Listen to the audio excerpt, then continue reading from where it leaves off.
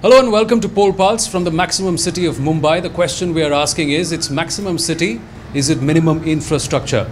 Joining us this morning here in Mumbai, Milind Deora, sitting MP, and of course Devendra Fadnavis from the BJP, and batting for the AAP and also the Aam Aadmi. We're going to put it that way, Vishal Dadlani.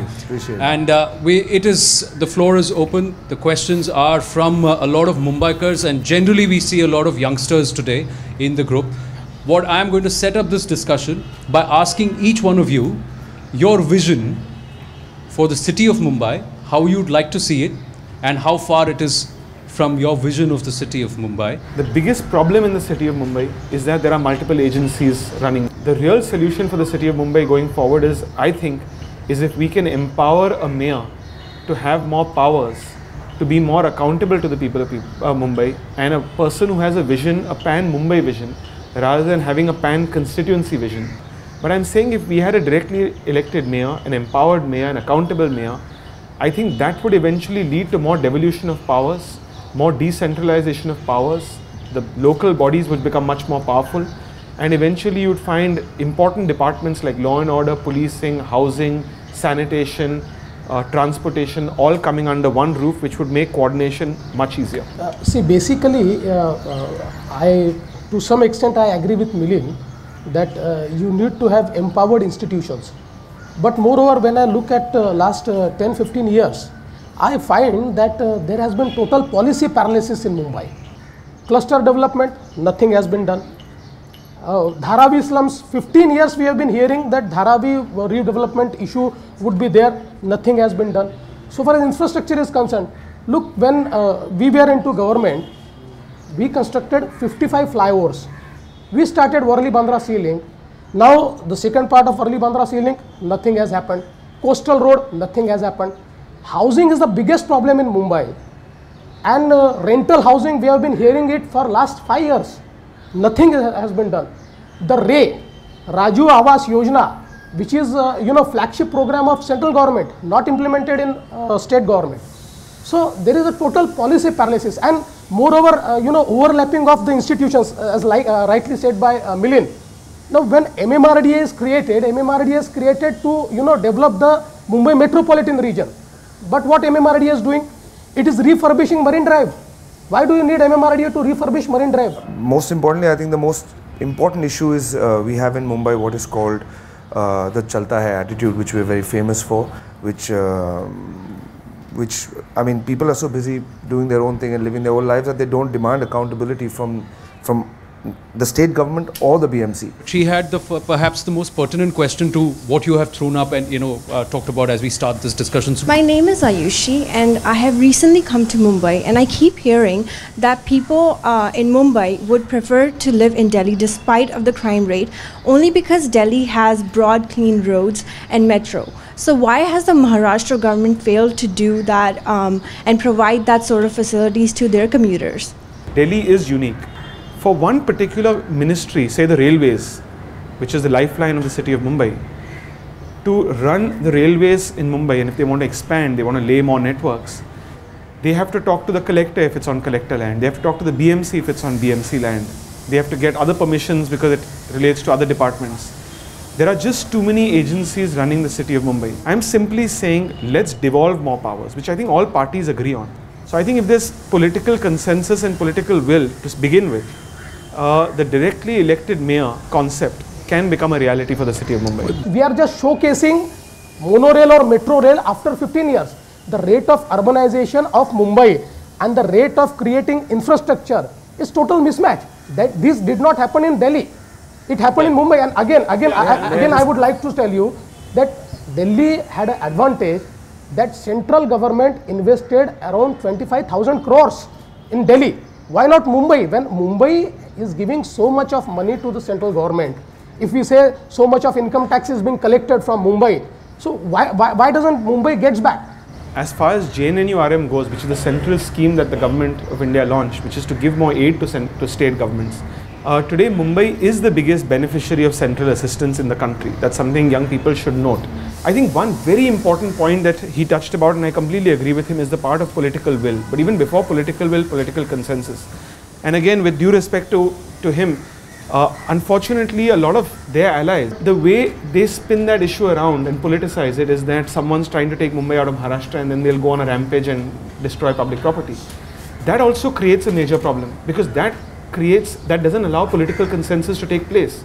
In Mumbai, we have the magnificent figure of 60% approximately of the population living in slums, of which half, that is 30% of the population of the city, because of the the SRA rule of the 1995 rule, who have no access to water, they have no access to basic amenities. They can buy a television, they can buy a car, but they can't they can't get water or power to their homes. So we have severe issues here that go beyond the decorative, that we need to kind of really look at the people. I think we've got a few questions. We'll take two and then we'll come back for you to answer them. Yeah, go ahead. My name is Anish. Mr. Fadnavis, you said that there's policy paralysis, but what I can gather is that there's a large implementation paralysis. And what I don't understand is, why can't we strengthen our existing structures? For example, why can't the MLA be accountable to the MP and the corporator to the MLA, similar to how a representative in the US is responsible to his senator, and not just responsible legally, but also through a method of consensus, wherein an MP can work together with his MLAs in his constituency, and that MLA in turn with the corporators. And that brings me back to what Milind said, that political consensus is lacking in Bombay. And don't you think it's high time all political leaders in Bombay realized it? Right, just stay with that thought. I think there's somebody else behind there. My name is Shoaib. My basic question is, when you say that you want to devolve some powers and empower some of the things, when you have to build a consensus for the state, it's easier because all the MLAs would be involved. When you have to build a consensus for a city, then it kind of changes the entire game. We talk of devolution of power, but nobody wants to give his power to the junior one. That is the basic problem. Problem is mindset. That's exactly right. MP, for that matter, doesn't want to give power to MLA or the state. I'm a MLA. I don't want to give my power to city. So unless we change this mindset, devolution is easy to talk, but it is very difficult to practice.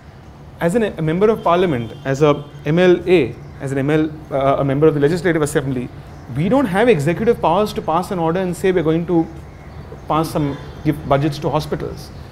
We can only raise people's demands in parliament, in assemblies and corporations.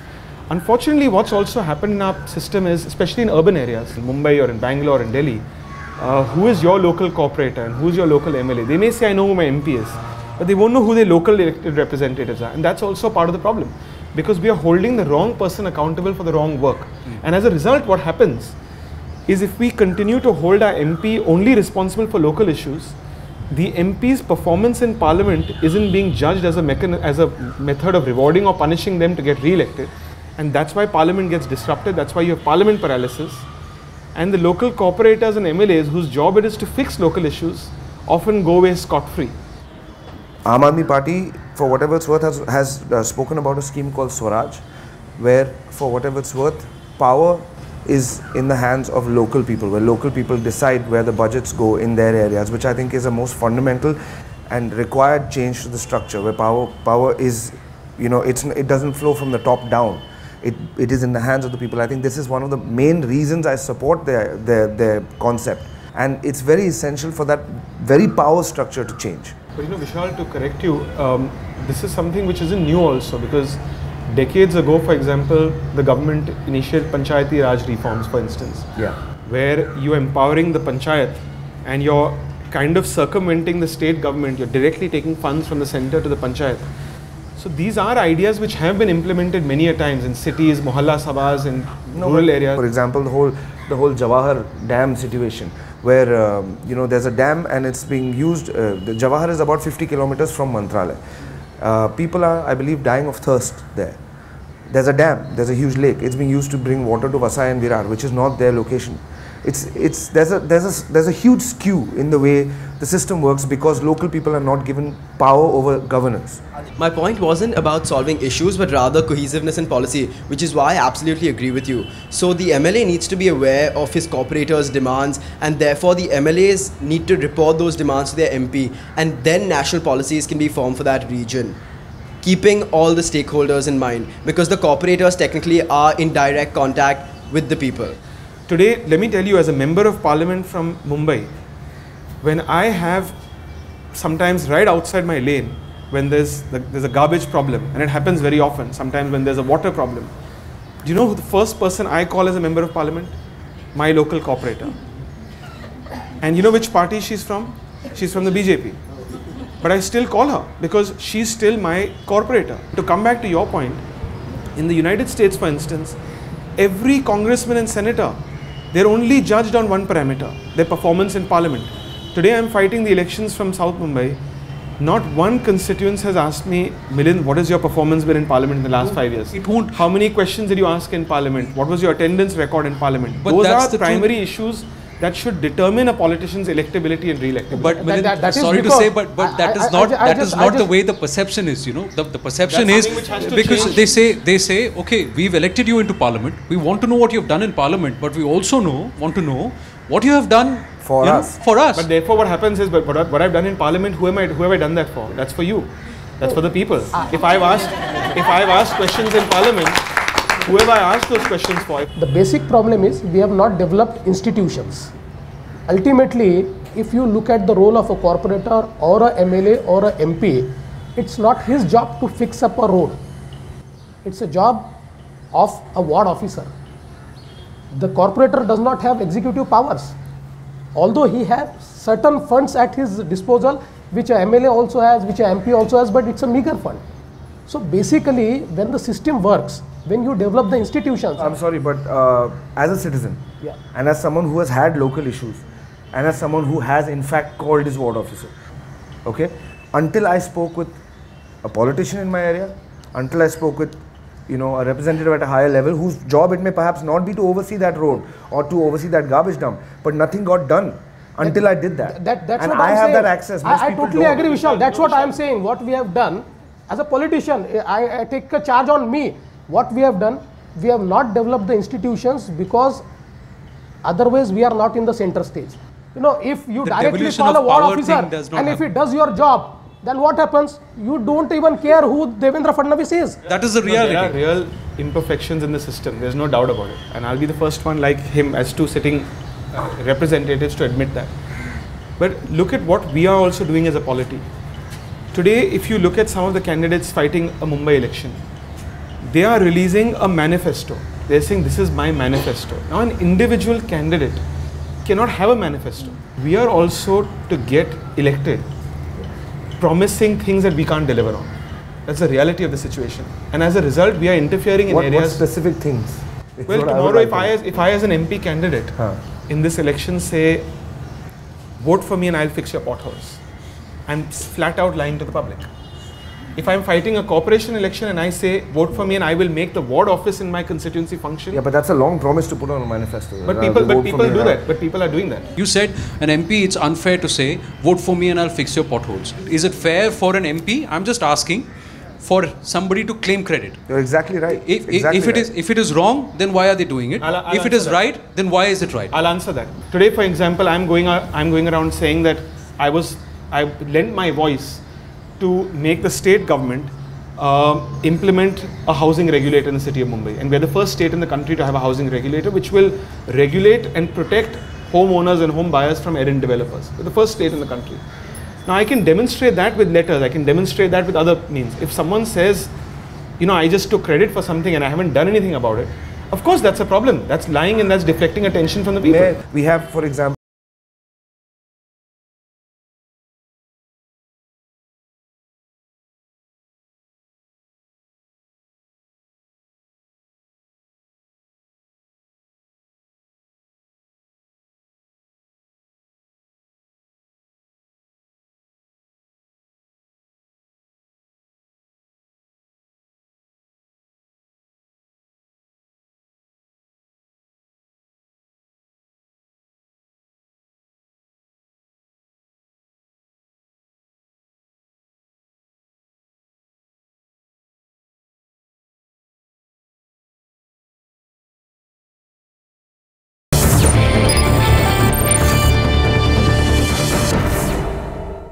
have a related question to Mr. Milind Deora. You spoke about how MPs should be judged on the basis of their parliamentary performance, and that is something we should all agree with. But it's also true that MPs receive local area development funds. So can some of these be used for local issues like water, sanitation, toilets, for example? And should they be used? What is your opinion? I'm very proud to have used a lot of my funds for sanitation and to provide public toilets. But that's what they're for. But I also use those funds sometimes to provide computer infrastructure and IT infrastructure in very, very poor and backward schools in my constituency. So that is a discretionary fund, which the way you can judge that and the way citizens should judge how an MP, MLA, corporator have utilized their funds is really in terms of what percent of it has been deployed. Because again, in that, the elected representative doesn't have the role in implementing that fund. We only have a recommendatory role. And I think the solution is very simple for the city of Mumbai. But let's at least start from the top. Let's at least make the mayor more accountable and let the mayor be known to the people. But Milind, it is most difficult to do it in Mumbai, because the moment you empower the mayor of Mumbai, the chief minister feels threatened that he is more powerful than me. That is a problem. So let's understand that. Well, so we have to change our mindset. I totally agree. So it was disbanded. Very humbly, my question is, mayor, chief minister, whoever, they have got the power. Why haven't they done something? They have to. Yeah, exactly. My question, they must. I think everybody agrees. Do you agree or not? Yes. Whoever, yes. There is somebody who has the power, right? Why haven't they done something? Hi, my name's Yokini. My question solely for Milind. Today, you say you've passed the regulatory bill for, the future buildings that are being developed, and you want to take precautions. What about the other 56,000 buildings that are yet there other than Campacola? What is happening for them? What are the plans? So what we've done with this housing regulator is to ensure that in the state of Maharashtra, there will never be another Campacola. And I think... What about the people who are already living in these artificial buildings, who are traumatized every morning? Yeah, so as far as Campacola goes, all I can tell you is that I'm fully with you, and I will do... Well, she's saying about the 56,000 other Campacolas waiting to happen. That's something... No, not waiting to happen. She's saying other buildings which have also got... which have a similar case. And it is a matter of time where some litigation happens and they will also get... Well, those are some things which of course the state has to respond to retrospectively. But as she said, the housing regulator in my view is a huge important tool to prevent any Campacola from happening in the state of Maharashtra. We definitely agree to that. That is the future. What about the past? Well, what are we doing for people who have voted for various parties to come there, not seeing the parties come together and fight this? All parties, to be fair, understand the point that if you have permissible FSI, you are legal. And just under technicality of what the court may say you're illegal and you should be demolished, I think all parties will back you and are backing you on that. So that's something you should rest assured. We are just trying to find a way to do something retrospectively. As you know, the code of conduct is also in place now. No legislation can be passed right now. But this is something that I will at least tell you at a personal level that I will continue to fight for, not just Campacola, but for all the buildings that have permissible FSI. The idea that corruption is in any way okay, people who live in these buildings will perhaps see it differently now. But until it comes to your doorstep, you don't see it. This is what we need to change right now. The citizens, people have to have a no tolerance policy for, forgive my language, okay, it's that simple. My question is to you, sir, from the BJP. So you have always taken stance for the demand for smaller states, and Shiv Sena is always against, sometimes against Vidarbha. So if you all come to power, what will be the case? There may be a difference of opinion between BJP and Shiv Sena. There are a number of issues. We are different parties. Our agenda is separate Vidarbha. But when you form an alliance, you need to have unanimous thoughts. You cannot have aligned different thoughts. In our polity, there has always been alliance on common minimum programs because we are different parties. Yes, common minimum program actually, does that actually mean that the major issues that each party has don't get solved because you're only solving the issues that both of you agree on, which is a very slim intersection? See, ultimately you have to know the ground reality. If we come to power with total majority and if we don't need support of any other party, it would be only BJP agenda. I'll just take that question also. I think that's the final question. Yes, Rajiv.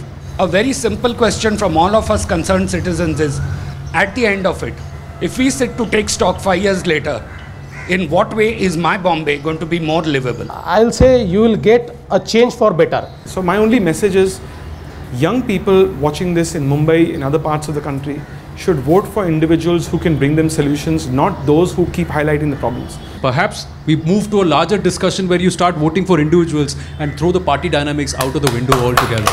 You know, people who will work for your constituency, best person for your constituency. We're going to wind up on that note, this edition of the Poll Pulse. To all our audience, fantastic questions. To all our leaders present here, Devendra Fadnavis, Milind Deora, Vishal Dadlani, thank you very, very much.